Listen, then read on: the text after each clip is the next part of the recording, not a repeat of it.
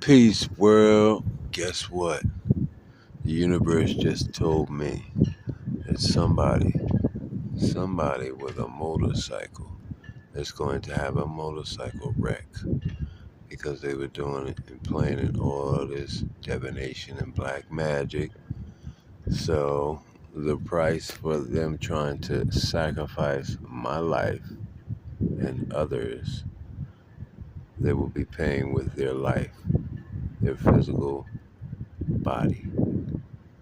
Their body will be sacrificed by way of motorcycle accident. I have not been wrong yet. Just pay attention, watch closely, and refrain from doing any type of magic on me. I'm warning you again for the very last time, little boy and little girl, if you're still fucking with him like that.